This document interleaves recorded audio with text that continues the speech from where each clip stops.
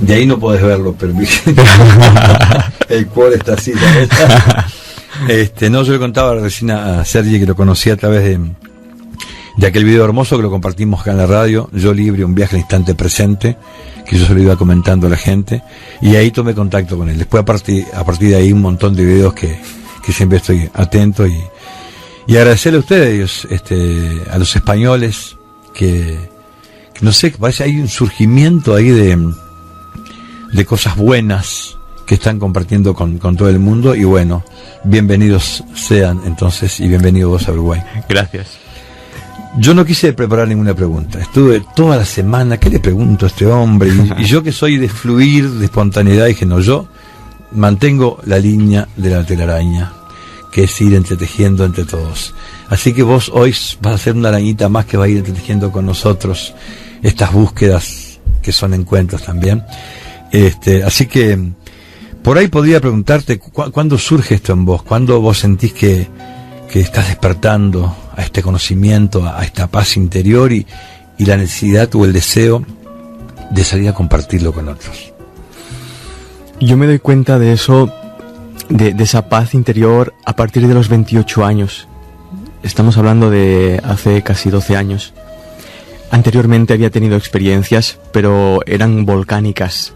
Es como si la conciencia estallase en mí y no eran muy agradables en ese momento. Pero a los 28 yo puedo experimentarlo de una forma más íntima, un grupito de amigos donde nos enseñábamos los unos a los otros y compartíamos nuestras experiencias, y a partir de ahí pues ya empieza a moverse todo de una manera que yo no podía ni sospechar ni manejar, ¿no? Que me ha llevado hasta aquí enfrente de ti. ¿Sentiste algo en especial? ¿Algún miedo? ¿Algo? ¿Qué es esto que me está pasando? Porque... ¡Boom! Sí, ahí es la etapa de los 21 años. Eso fue tremendo. Estuve como 3 años con ataques de pánico, experimentando una serie de experiencias que mi cerebro no era capaz de explicarme. Mi mentalidad no era capaz de decirme, pues está pasando esto, no te preocupes. Entonces, cada vez que experimentaba algo de esa índole, yo entraba en pánico. Es como si mi cerebro patinase, fuese más rápido de lo que las piezas preestablecidas pudiesen asimilar. Fue duro, fue un momento duro. ¿Será que todos tienen que pasar por esa experiencia? Porque viste que toda la gente que de una forma u otra ha llegado, no sé si llamar iluminación, pero un poco a ese estado. Eckhart Tolle cuenta que él también primero pasó por mucha depresión, el no quererse a sí mismo, sí. Sentir que no se gustaba de sí mismo, y ahí él dice, bueno, si yo no me gusto de mí mismo, que sí que hay otro que está observando. Claro. Y como que ahí empieza a darle más atención a ese otro que sí observaba, a este que estaba por quedarse loco, ¿no? Y ahí comienza ese gran cambio. Sí, yo no sé si todo el mundo tiene que pasar por eso. Yo solo sé acerca de mi propia experiencia. Entonces, yo no establezco cómo van a ser las cosas o cómo son las cosas, y simplemente invito a la gente a que entre dentro. Sí que es cierto que hay muchísimo sufrimiento no sufrido todavía. Y si uno vuelca la mirada hacia adentro, se va a encontrar con los deberes, con las tareas que no ha hecho hasta el día de hoy. Entonces, ahí sí que es posible que se pase por ese tránsito. Pero igualmente, lo que yo he descubierto ahora es que el sufrimiento tampoco tiene por qué sufrirse. Se puede vivir. Y es muy distinto sufrir el sufrimiento, es decir, temerle, a vivir el sufrimiento. Duele igual, pero la experiencia es completamente distinta. Completamente distinta.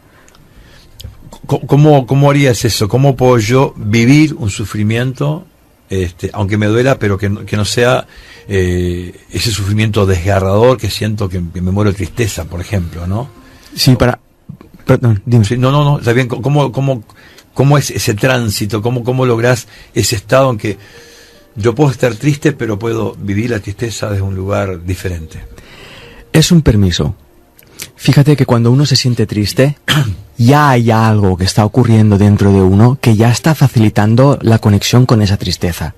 Eso es un proceso natural de sanación, de equilibrio interno. Todos estamos llamados a sentir lo que podríamos llamar como desenfoque. Todos estamos llamados a vivir eso. Lo que ocurre es que nosotros opinamos que esa sensación o ese sentimiento no es correcto. Es malo. No debería de sentirlo. Y entonces hacemos todo lo posible para evitarlo. ese gesto de evitarlo es lo que me impide sentir el sufrimiento y descubrir qué es en realidad el sufrimiento, porque no es un monstruo que me persigue, es algo que está pidiendo por favor, atiéndeme. Y la vida se encarga de establecer o poner situaciones enfrente que nos ayuden a darnos cuenta de que hay algo dentro de nosotros que nos está diciendo, por favor, mírame, atiéndeme. No me huyas más porque estás huyendo de tu propia vida, estás huyendo de ti mismo, y ahí es donde el sufrimiento se sufre de verdad. O sea, en primera instancia, no oponer resistencia. No oponer resistencia. Aceptación. Claro. Es un proceso, y tú imagínate un ser humano dándose cuenta de que respirar es malo y estuviese evitando respirar cuando en realidad es un proceso natural. Ese ser humano viviría angustiado constantemente, estaría amargado, porque respirar es un proceso natural de la vida y impedirlo no. Entonces, la tristeza puede ser una respiración de algo que necesita expandirse para ser transformado, y nosotros lo compactamos, lo intentamos esconder, lo intentamos no sentir. ¿Será por eso que nos hemos sido educados en que lo bueno y lo malo, o sea, la no aceptación de que lo bueno existe y lo malo también, como que lo malo hay que esconderlo y bueno, va para la sombra, ¿no? Claro. Fíjate que es muy extraño porque si yo me detengo y miro en mi propia experiencia de vida, ¿quién me ha dicho a mí que la tristeza es mala? ¿Quién me ha dicho a mí que la alegría es mejor? Yo no tengo ningún referente en realidad en el que yo me pueda basar y dar una opinión certera acerca de eso, cuando ambas sensaciones nacen de mí, tienen mi ser como origen. Entonces, la alegría y la tristeza están hablando de mí. Si yo no las escucho, yo no sabré quién soy. Si yo no sé quién soy, viviré temiendo todo lo que ocurre a mi alrededor y creyéndome todo lo que me dicen. Entonces, si me cuentan que la alegría es buena, me lo creeré. Y si me dicen que la tristeza es mala, me lo creeré. Cuando no es cierto. Está bueno, está bueno. Y vos tenés momentos de tu vida en que yo creo que sí, en el Yo Libre tú hablas de que un hecho que nos aconteció hace 10 años, yo lo traigo con la mente y vuelvo a sufrirlo. Uh-huh. Lo repito. Y para eso, ¿qué debería hacer yo? Traerlo, aceptarlo en mi corazón como que algo que me pasó en mi vida, que es inevitable y tenía que pasar, o en este caso, acallar la mente y no crear juicios sobre ese dolor, eso que provocó la tristeza. Buenísimo, eso es buenísimo. Yo te hablo desde mi experiencia. Uh-huh. Cuando yo estoy en esa situación, cuando yo estoy transitando, viendo eso, yo me doy cuenta de que no tengo la capacidad de no juzgarlo. En el momento en el que lo estoy viviendo, ya lo estoy juzgando como bueno o malo, deseable, indeseable, ya lo estoy haciendo. Entonces mi propuesta es permitirme juzgarlo para que yo pueda ver desde dónde yo estoy juzgando eso. Es una parte interior que teme vivir lo que está ocurriendo. Desde ahí juzgo. Si yo trato de evitar juzgar, estaré luchando contra una especie de marea subterránea que no sé dónde viene. Solo veré las olas que produce y trataré de luchar contra las olas sin darme cuenta de que hay unas fuerzas internas que están moviendo eso. Y puedo estar toda mi vida luchando contra los juicios, contra esas olas. Entonces lo suyo es dejarme sumergir y descubrir que hay unos mecanismos internos míos que llamamos inconsciente, pero que no lo son en realidad, que puedo asumirlos, puedo adquirir la maestría de eso. Pero requiere darme cuenta de que juzgo y que no pasa nada. Y observar cuáles son los efectos de mis juicios. Y darme cuenta de que cada vez que juzgo duele. Y darme cuenta de que el dolor que siento es debido a cómo yo juzgo. Todo ese mecanismo necesita ser visto para ser superado, no evitado. Mucha gente trata de aprender estrategias para evitar caer en ello, cuando lo que uno debe hacer es permitirse sumergir del todo. Tengo un amigo bombero que me dice: Sergi, si alguna vez estás en el mar y hay un ¿cómo lo llaman esto? Un remolino. Un remolino. Por favor, déjate engullir por el remolino. Porque si te engulle, te escupe por el otro lado. Pero si tú luchas contra el remolino, morirás de cansancio, porque estarás luchando contra una fuerza natural. Es exactamente lo mismo. Entonces, hay algo, una emoción que nos jala, que nos lleva a sentirla, y nosotros lo que hacemos es luchar contra ella, tratar de salir de ella cuando ya estamos sintiéndola, ¿no? Ahí perdemos toda nuestra honestidad y todo nuestro sentido de vivir. O sea, en el fondo es simplemente dejarse vivir nomás. Así es. Nada más. Fíjate, tú mencionabas Eckhart Tolle. Eckhart Tolle encuentra su realización, encuentra su ser fuera de su personalidad en el peor momento de su vida. Se está planteando suicidarse. Sí. Está en el límite. Tremendo, sí. Y en ese límite es que él de algún modo empieza a observar y se abandona a ello, se rinde. Pero no es una rendición donde tiras la toalla y te suicidas, sino que es una rendición de sumergirte a investigar lo que llevas tratando de evitar toda tu vida. Qué bueno. y vos cuando hablas en estas... Hay un teatro en especial que tú das charlas. Sí, el Teatro Regina. Ahí vas, ahí te he visto varias, bueno, te he visto en internet ahí. Vos, por ejemplo, con todo lo que transmitís, ¿confías que todas las personas que están allí se van a ir con el mensaje internalizado o simplemente lo van a intelectualizar? Y qué bueno el Sergi Torres, qué bueno, qué interesante, porque nos pasa mucho eso, ¿no? A veces leemos un libro y me pasa a mí también. Yo estoy trabajando para internalizar la lectura, por eso vuelvo y releo. Y yo no tengo muchos libros para leer, no quiero cargarme información. Tengo algunos libros seleccionados que los leo, los releo y los tengo como libros de cabecera porque siento que me están haciendo cambiar cosas. Pero aún así mismo tengo que estar atento para no intelectualizar y quedarme en lo teórico, en qué interesante, pero ¿y vos qué sentís con esa gente que es mucha? Porque se va sumando mucha gente, ¿no? Mira, yo siento admiración. Yo me siento en el escenario y estoy siempre unos instantes en silencio para poder ver las personas que hay ahí, poder sentirlas, poder sentir que la mayoría de ellas, no todas, pero la mayoría están buscando algo y la mayoría piensan que lo van a encontrar en mí. Yo no soy la respuesta a lo que ellos buscan. Entonces la primera palabra que yo voy a mencionar hasta la última tiene que estar en sintonía en: señores, yo no soy su respuesta, ya que están aquí, busquémosla dentro de nosotros juntos. Dejemos de buscar afuera y empecemos a entrar. Y ahí ocurren cosas fascinantes. Cada pregunta termina siendo una puerta donde todos entramos y vemos desde nuestro corazón. El primero yo. Y eso para mí es hermoso. Trato de transmitirlo, pero claro, obviamente es complejo todavía transmitir de corazón a corazón. Pero trato de transmitir ese agradecimiento por la persona que pregunta, ese agradecimiento por esa exposición que se hace allí, ¿no? El compartir, ¿no?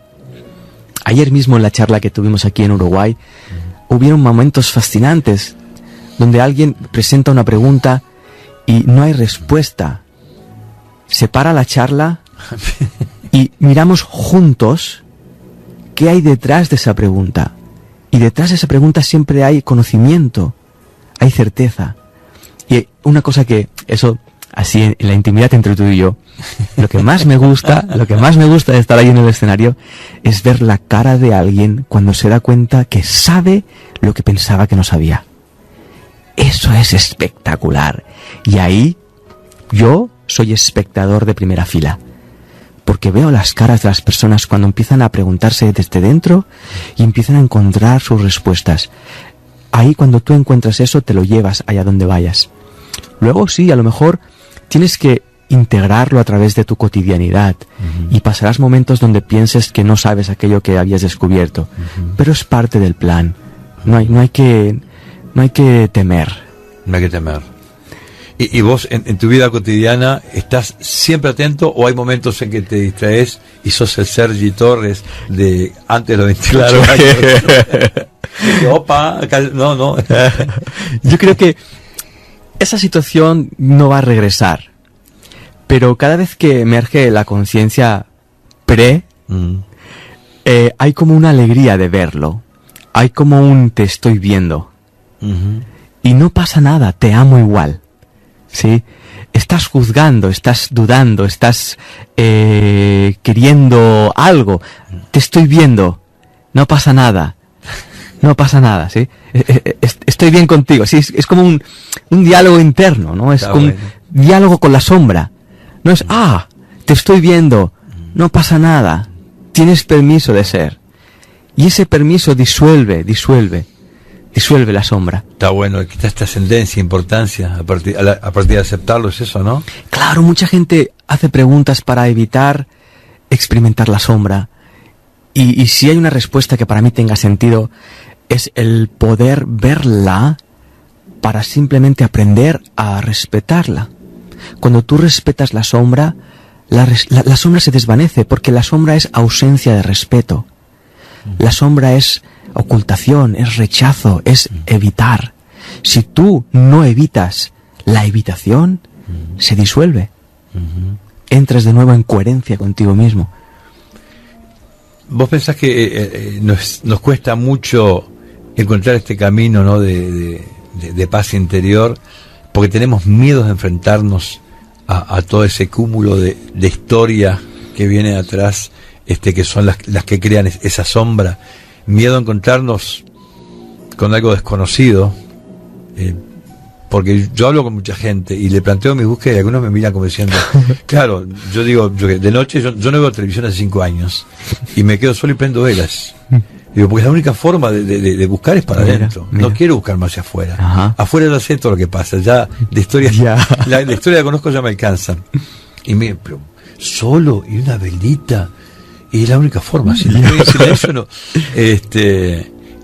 Y como que siento que he ido perdiendo el miedo a buscar en mi sombra, en mis cosas, en mi historia de vida, decir, ¿no? En mi infancia, en mis padres, y seguramente lo que está más atrás. Y a partir de estas experiencias, bueno, que llevan 2 constelaciones familiares que hago, y han sido grandiosas. El sábado pasado estuve en una, como que vas aprendiendo, observando también al otro que empieza a sanarse y se encuentra con su papá o su mamá muerto, su bisabuela, y perdona y la permite, la acepta de nuevo en el plan, aunque haya hecho una cosa dentro de nuestra concepción jodida. Así es. Y será eso que la gente le teme, encontrarse con sus lados oscuros. Sí, fíjate que es curioso porque la búsqueda siempre se inicia desde la personalidad. Siempre se inicia desde lo que conocemos de nosotros mismos. Es el lugar desde donde se inicia, la primera casilla. La personalidad ya es miedo. Está basada en miedo, está construida en base a miedo. Miedo a morir, miedo a sufrir, miedo a que me dejen, miedo a no tener, miedo a perder. Está basado en eso. Entonces, cuando yo parto mi búsqueda desde ese lugar, voy a experimentar miedo. Entonces requiere un punto de valor, de atrevimiento, de asumir ese miedo y esas sensaciones que hasta ahora las he considerado indeseables. Porque entonces empiezo a contactar con la esencia de mi personalidad. Ese primer paso es el que me lleva a la esencia de mi ser. Perfecto. Fíjate que simple es, porque todos más o menos somos conscientes de una parte superficial de nuestra personalidad. Ese es el punto de partida. No hay que esperar nada más. No hace falta nada más. Ahí está. Sencillito. Cortito el camino. Ahí está. Vamos a una propaganda, ¿te parece? Claro. Te pido disculpas porque viste que hay ruido de taladros, están en plena reparación, porque aparte los sábados es cuando hay menos gente. Claro. Entonces aprovechan para hacer las obras, así que viste que bienvenido sea. Por ahí. Lo incluimos, claro. Ahí va, no nos resistimos. Por favor. Está ahí, vamos arriba. La telaraña. La telaraña.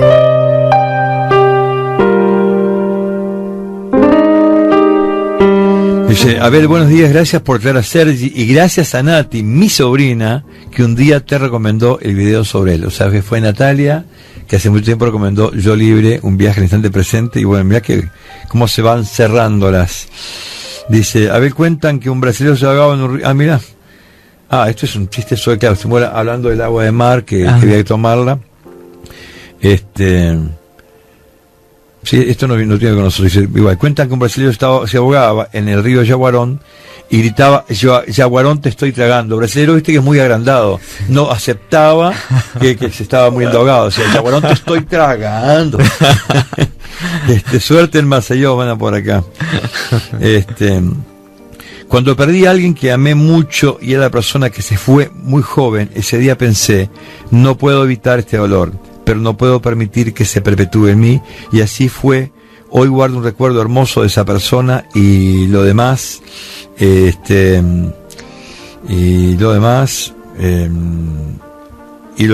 enseño y se fue, dice Carlos. O sea, un poco lo que estamos hablando contigo, ¿no? Así es. Sufrió el dolor, pero lo aceptó y no permitió que se perpetuara ese dolor. Bueno, creo que hay otro mensaje por acá, pero hola amigo, a ver, no sé si tiene que ver con esto. Gracias por todo lo que nos brindas en tu programa para dar conocimiento que existen otros caminos para curarnos. Y pregunta al apellido doctora Teresa que estuvimos pasando recién, pero está. Seguimos con nosotros, Sergi. Ya, tenemos a la compañera acá, Soledad Yenta, que se pronuncia como el catalán, que tiene vergüenza y nervios para hablar, pero si el taladro se está expresando, porque usted no se va a expresar, dale, animate, estamos entre amigos, de verdad, por favor. Sí, dale. Hola, buen día. ¿Cómo andás? Gracias. Bien, ahora sí te pasó, ya está, ¿viste?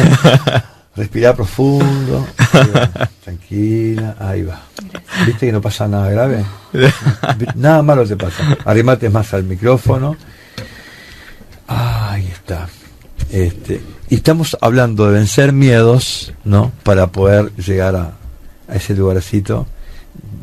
Empecemos por vencer el miedo al micrófono. Es una partita nomás, no pasa nada. ¿Está? Buenísimo. Bueno, ¿cómo surge esto de traerlo a invitarlo a Sergi? Realmente surge de Patricia Bonino, que un día publica en Facebook que va a traer a Sergi, y me mandé a preguntar y ofrecí colaborar con ella. Y acá estoy. Y acá está. Feliz y así maravillada de compartir con Sergi y ahora contigo. Buenazo. Y están también ustedes por ese camino. Sí, están ahí. sí, re lindo, aprendiendo y encontrándonos, como dijiste, además de buscar. ¿Qué para vos tenemos que, como dice Cartole, detener la mente, o es más fácil el camino de reeducar la mente como primer paso?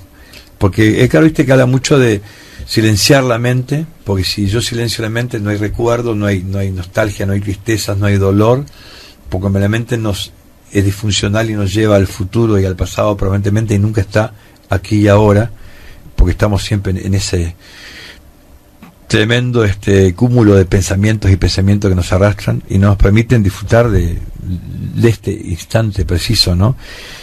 Pero yo noto que no es tan fácil, ¿no?, lograr eso. Y como por otro lado Corbera habla de desprogramarnos, de reprogramar, algo así es la palabra que utiliza la mente, ¿será un camino más fácil para por lo menos comenzar a acercarnos un poco más a un estado de paz interior? Sí, de nuevo me remeto a mi propia experiencia. Yo no sé cuál es el mejor para otro. En mi caso, si yo intento silenciar mi mente, entra en el intento de silenciarse y hace más ruido. Ajá. Porque lo primero que se da cuenta es que no sabe silenciar, porque si supiera silenciar ya estaría en silencio. Entonces me doy cuenta de que la forma de silenciar en realidad es escuchando ese ruido. Cuando yo escucho ese ruido, cuando yo me abro a sentir y escucharlo, me doy cuenta de que hay una parte de mí que lo está escuchando. Esa parte que escucha el ruido tiene que estar en silencio, si no, no escucharía el ruido.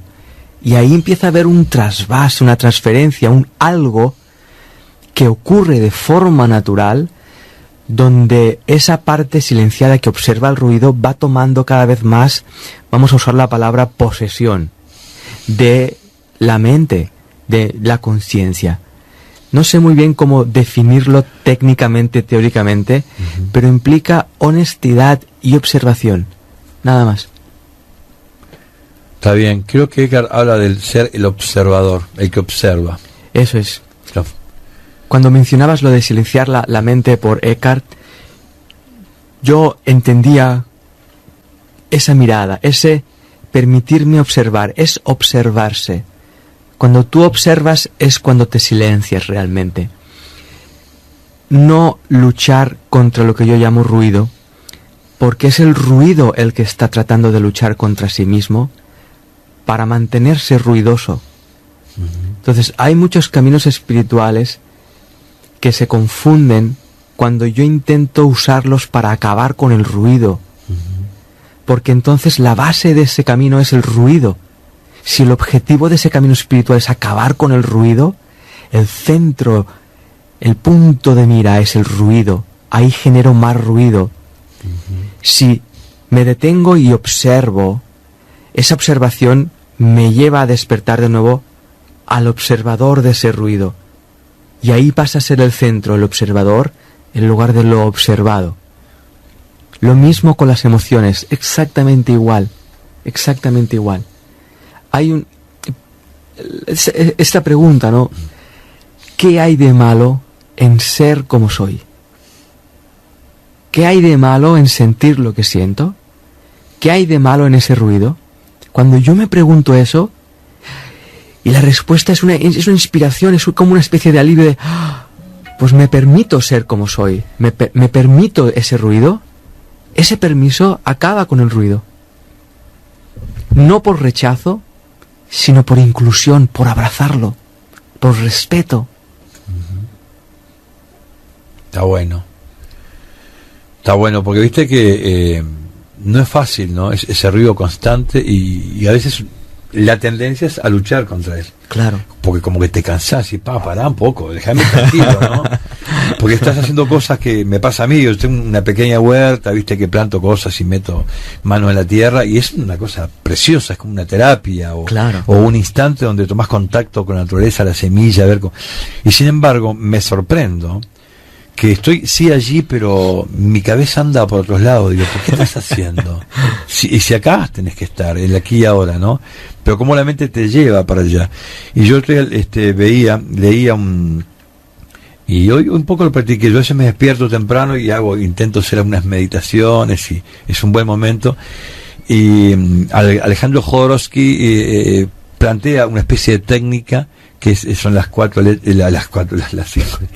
las vocales, ¿no? Y entonces estar un minuto con la A y escucharla y sentir que la A te invade, pero a su vez esa A como que abrazás el país, el planeta, el universo, y como que cada letra te va, y en ese momento realmente sentís como que en busca de, yéndote con la A, como que la mente parece que se queda un poco quietita, y después con la E y con la O aprovecharía agregar la M y el OM.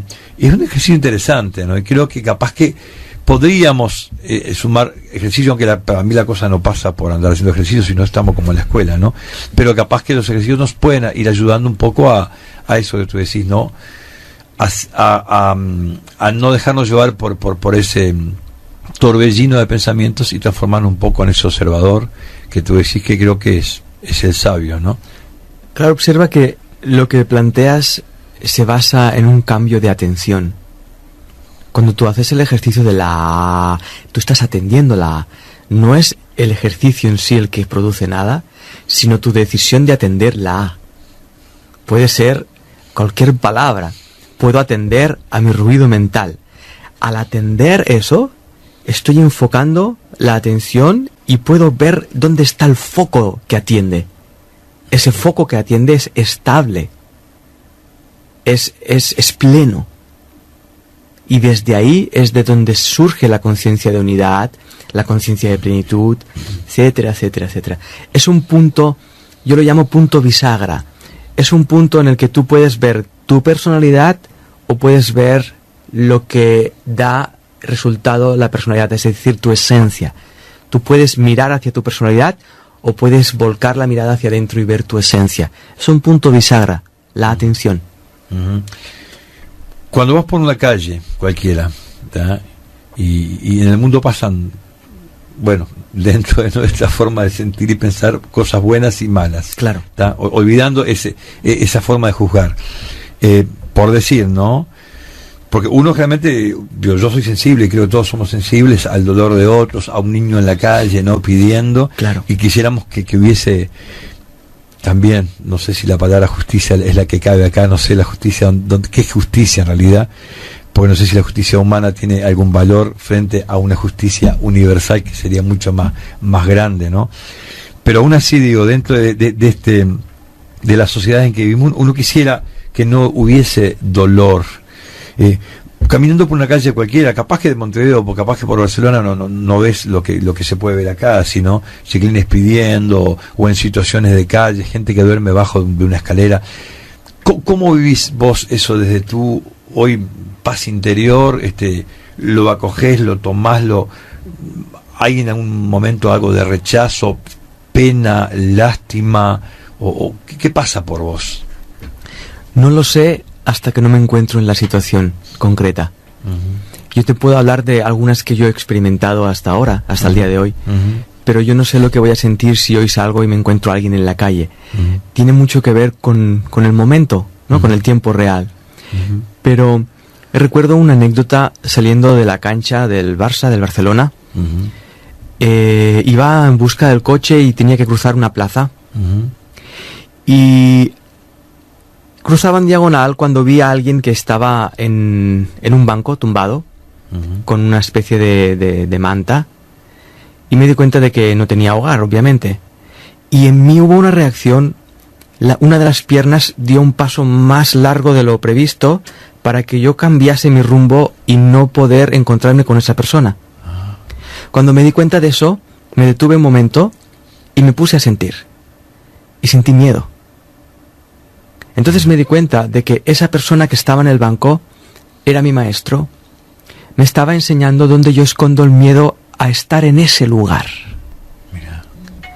Lo cual, ese miedo a estar en ese lugar es la base de la diferencia en nuestra sociedad, es la base, es el origen del sufrimiento, de las diferencias en nuestro mundo. Entonces, visto esto, volví a rectificar el paso en dirección hacia esa persona. Ajá. Y cuando llegué a su altura, le miré, me sorprendió la cara de paz y esa semisonrisa que dibujaba su boca. Ajá. Mirando las estrellas. Me quedé choqueado, me quedé como, ¿cómo es posible? Yo he tenido miedo de una interpretación de lo que yo pensaba que esa persona estaba viviendo y en realidad estaba viviendo otra cosa completamente distinta. Solo pude ver eso, solo pude aprender eso, superando mi miedo. ¿Cómo superé mi miedo? Viéndolo, siendo honesto y no usando mi miedo para evitar encontrarme con lo que la vida me ofrece. Esa enseñanza me la enseñó una persona que para la sociedad es alguien no deseable. Está descartado ahí. Eso es. No forma parte no debería formar parte de nuestra sociedad. Escondámoslo. Eso es. Hubo un momento en nuestra ciudad, hay personas así, en Barcelona. Ajá. Pero yo recuerdo cuando hubo las Olimpiadas en el 92, hubo una gran campaña de trasladar todas esas personas fuera de la ciudad. Por lo de la imagen. Ah, sí, los turistas no vayan a ver esto. Eso es. ¿Viste? Mira. Que se marchen todos nuestros maestros, ¿no? Todos aquellos que nos muestran dónde estamos en realidad, más allá de nuestra pretensión de que estamos muy bien porque tenemos dinero. ¿Cómo está viviendo España ahora esta realidad de haber estado económicamente a un nivel tan alto y ahora eso puede estar favoreciendo a un cambio también de actitud en los españoles? Porque yo recuerdo, yo perdí una revista que no sé, en algún lugar yo leí, un sociólogo español hablaba justamente cuando empezaba el boom económico en España, y él decía que él soñaba con una sociedad austera y él tenía miedo de lo que podía pasar con España, porque iba a crecer económicamente y todo el mundo se iba a perder en eso de acumular y tener más, y iba a olvidar justamente lo bueno de vivir austeramente, que te lleva a vivir más naturalmente, más solidariamente, más fraternalmente. Y hoy que España está viviendo la realidad de que, bueno, porque todo es cíclico, hay que aceptar, es así. Así es. Va y viene y bueno, y vos pensás que eso puede ayudar a que la gente recapacite y diga que la cosa no iba por lo económico y si va, y eso puede ser lo que está ayudando a que haya, para mi gusto, de lo que yo percibo, una especie de despertar hacia algo más espiritual. La posibilidad y el ofrecimiento está, porque la situación es dada, se ha dado. Pero el que sea o no así depende de cada uno de lo que quiera hacer con la situación. De hecho, hay muchas personas en España muy enojadas con el gobierno, muy enojados con los poderes económicos, porque piensan que la situación que están viviendo es debida a ellos, en lugar de usar esa situación para descubrir qué es lo que realmente da tanto miedo y que no podía ver cuando tenía dinero. Entonces es una situación muy individual. Hay muchas personas que la están usando para descubrir cosas y es fascinante lo que me enseñan y me explican, porque me las encuentro. Ajá. Personas que están en la quiebra y me enseñan cosas, sus ojos brillan, me dicen que de repente se han dado cuenta de que hay vida más allá de lo que ellos pensaban que era antes, ¿no? Porque antes vivían para engrandar su propia historia y ahora no, ahora viven.